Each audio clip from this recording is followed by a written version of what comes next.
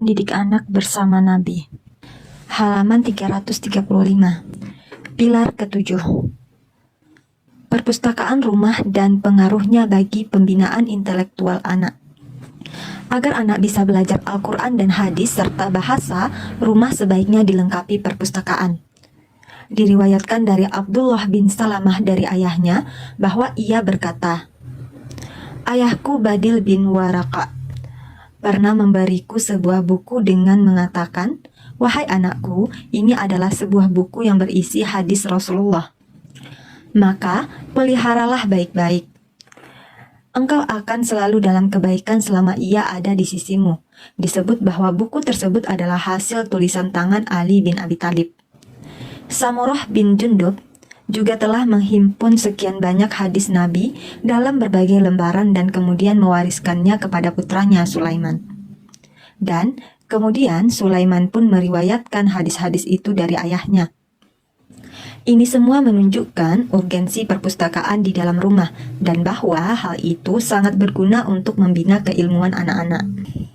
Oleh karena itu, Al-Jahiz berkata, manakala seseorang itu menguasai bidang ilmu dan ia mewariskan buku-buku yang berarti, maka anak akan tertarik untuk belajar sejak dini. Di samping itu, anak juga memandang bahwa membiarkan perpustakaan itu begitu saja adalah suatu kesalahan. Imam As-Sahid Hasan Al-Banna dalam risalahnya Sarana Paling Efektif dalam Mendidik Generasi Muda dengan Pendidikan Islam yang Murni mengatakan adalah sangat penting adanya perpustakaan di dalam rumah sekalipun sederhana. Koleksi bukunya dipilihkan dari buku-buku sejarah Islam, biografi salafus saleh, buku-buku akhlak, hikmah, kisah perjalanan para ulama ke berbagai negeri, kisah-kisah penaklukan berbagai negara, dan semisalnya. Jika apotik rumah, baca P3K merupakan sesuatu yang sangat penting untuk mengobati tubuh yang sakit, maka perpustakaan Islam merupakan sesuatu yang sangat penting untuk memperbaiki akal. Caranya bukan dengan melarang dan mengancam, karena hal ini justru akan semakin membuat anak penasaran dan mencari-cari sendiri. Cara yang terbaik adalah dengan mengarahkannya kepada buku-buku yang bermanfaat serta memancingnya agar cenderung untuk membaca buku-buku yang baik dan berguna. Pilar ke-8. Ulama salafus salih dalam menuntut ilmu ketika masih kecil. Cerita atau kisah mempunyai peran yang besar di dalam menarik perhatian anak dalam menggerakkan perasaannya dan dalam membangkitkan pemikiran akalnya. Cerita adalah juga salah satu sarana yang digunakan oleh Nabi di dalam mendidik anak dan juga merupakan salah satu pilar yang kuat di dalam membangkitkan gairah mereka yang akan memperlihatkan kepada mereka masa depan ilmu yang maju. Oleh karena itu, di sini akan kami tampilkan beberapa contoh agar menjadi pijakan di dalam membimbing anak-anak dan membangkitkan hasrat mereka. Di depan juga telah kita tampilkan kisah anak-anak ajaib di dalam menghafal Al-Quran dan hadis. Di samping itu, telah kita tampilkan pula kisah masa kecil Ibnu Abbas dan bagaimana ia menuntut ilmu. Dan sini kami tambahkan kisah-kisah berikut. Yang pertama, masa kecil Sufyan bin Uyainah. Khatib Baghdadi menuturkan riwayat dari Ahmad bin Nar Al-Hilali bahwa ia berkata, "Aku mendengar ayahku mengatakan, aku pernah berada di majelis Sufyan bin Uyainah. Kemudian, Sufyan memandang anak kecil yang ada di dalam masjid. Orang-orang yang berada di majelis itu meremehkan anak itu karena masih terlalu kecil. Sufyan mengatakan, begitulah pula keadaanmu dahulu, lalu Allah menganugerahkan nikmatnya kepadamu. Selanjutnya, Sufyan berkata, kala itu aku berumur 10 tahun, tinggiku 5 jengkal dan mukaku seperti dinar. Bajuku begitu kecil dan pendek, dan sandalku seperti telinga tikus. Namun, ketika itu aku sudah berulang kali mengunjungi para ulama di berbagai penjuru negeri, seperti Az-Zuhri dan Amru bin Dinar. Aku duduk di tengah-tengah mereka seperti tak punya arti apa-apa, karena aku masih terlalu kecil. Namun, ketika aku masuk ke dalam majelis, mereka berkata, berikan tempat kepada syekh kecil ini. Al-Hilali kemudian menceritakan, kemudian Ibnu Uyainah pun tersenyum dan tertawa, dan ayahku pun turut tersenyum dan tertawa pula mendengar cerita itu. Nomor 2, masa kecil Imam Malik bin Anas.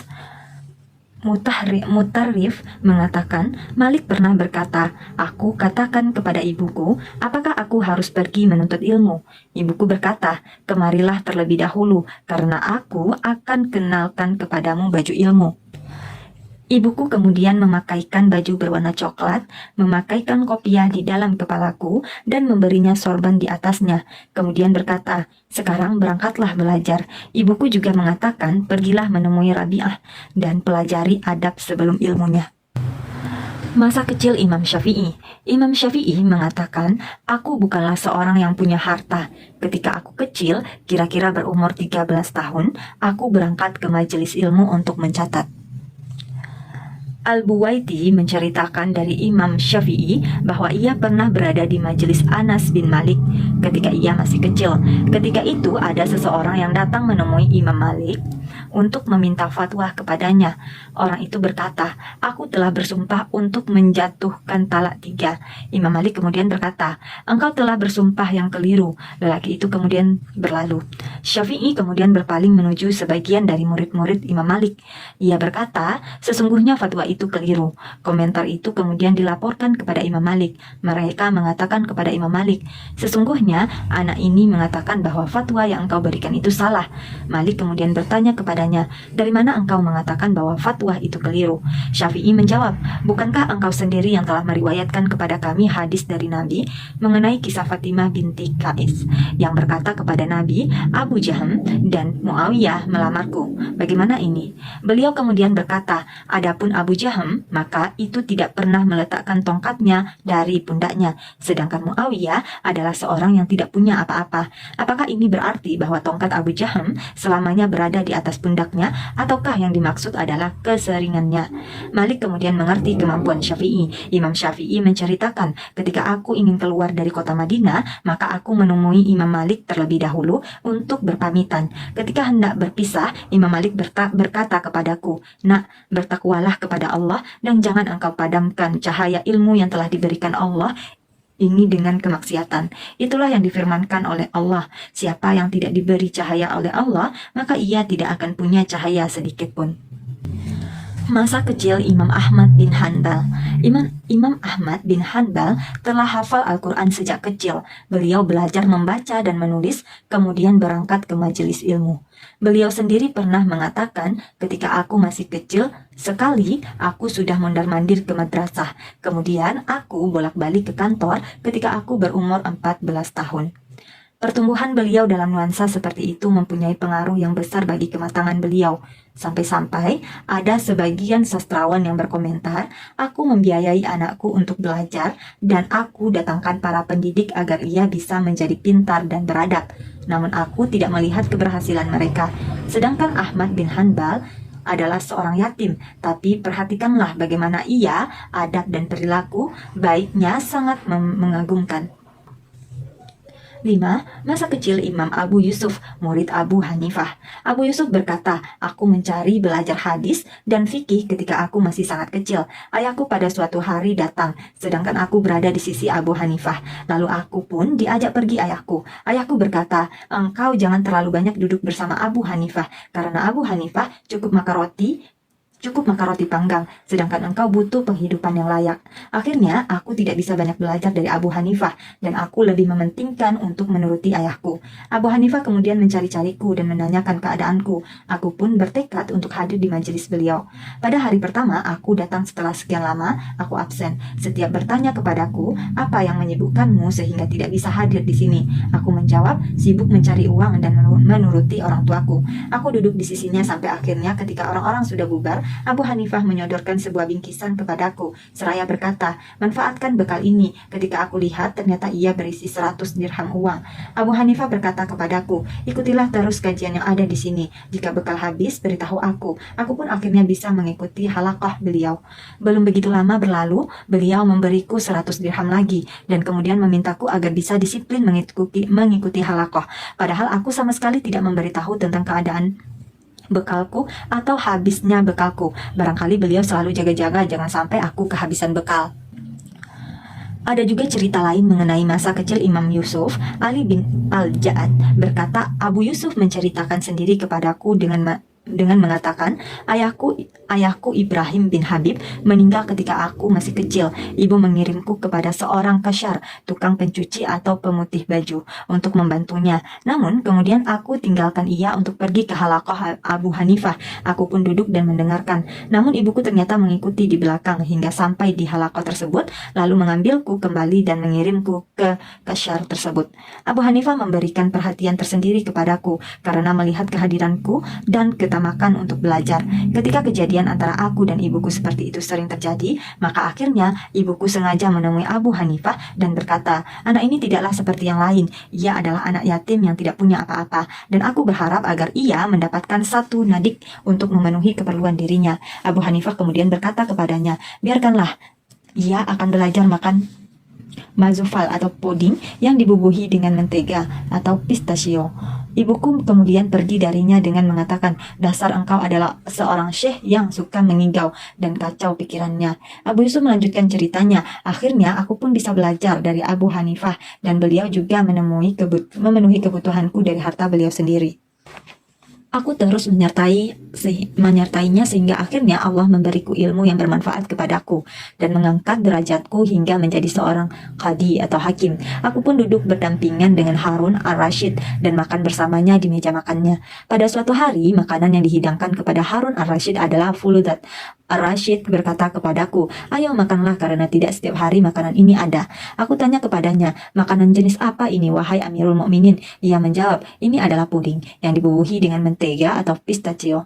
Aku pun kemudian tertawa. Harun kemudian menanyakan kepadaku, kenapa aku tertawa? Aku menjawab, baik-baik saja, semoga Allah memanjangkan umurmu, wahai Amirul Mukminin. Tapi ternyata Harun masih penasaran dan mendesakku untuk berterus terang. Akhirnya aku pun menceritakan kisahnya dari awal hingga akhir. Ia pun terkagum karenanya. Selanjutnya ia berkata, sungguh aku berani bersumpah bahwa ilmu itu memang akan mengangkat derajat seseorang dan juga memberikan manfaat agama maupun dunia. Kemudian Harun pun mendoakan kerahmatan bagi Abu Hanifah seraya mengatakan, sungguh ia melihat dengan akalnya sesuatu yang tidak bisa ia lihat dengan mata kepalanya. Nomor 6. Masa kecil Imam Muhammad bin Hasan Asy-Syaibani. Al-Khatib meriwayatkan dengan sanadnya sehingga ketika Mujasyah bin Yusuf bahwa ia berkata, aku pernah berada di Madinah di sisi Imam Malik ketika beliau sedang memberi fatwa kepada orang-orang. Namun, datanglah Muhammad bin Hasan, murid Imam Abu Hanifah ketika ia kecil dan sebelum mengatakan rihlah bepergian menemui Imam Malik untuk mendengar hadis Muwatta. Muhammad menyampaikan pertanyaan kepada Imam Malik, bagaimana pendapatmu tentang seorang yang junub sedangkan ia tidak mendapatkan air ketika di dalam masjid? Malik menjawab, seorang yang sedang junub tidak boleh masuk ke dalam masjid. Kemudian Muhammad berkata, lalu bagaimana ia harus berbuat sedangkan waktu sholat sudah tiba dan ia melihat ada air dan ia tidak melihat ada air di dalam masjid. Malik kemudian mengulangi perkataannya, seorang yang junub tidak boleh masuk ke dalam masjid. Sesudah itu Malik balik bertanya kepadanya, lalu apa pendapatmu mengenai kasus seperti ini? Muhammad menjawab, ia bertayamum terlebih dahulu kemudian baru masuk ke dalam masjid untuk mengambil air lalu keluar dan mandi. Malik bertanya, dari mana engkau? Ia menjawab, aku berasal dari penduduk ini. Ia katakan sambil menunjuk ke tanah. Sesudah itu Malik bangkit meninggalkan tempat dan orang-orang berkata, orang itu adalah Muhammad bin Hasan, salah satu murid Abu Hanifah. Imam Malik bertanya, Muhammad bin Al-Hasan, bagaimana ia bisa berdusta? Ia menyatakan bahwa ia seorang penduduk kota Madinah. Mereka menjawab, sebenarnya ia hanya mengatakan berasal dari penduduk ini sambil menunjuk ke tanah. Imam Malik berkata, ini bagiku lebih telak.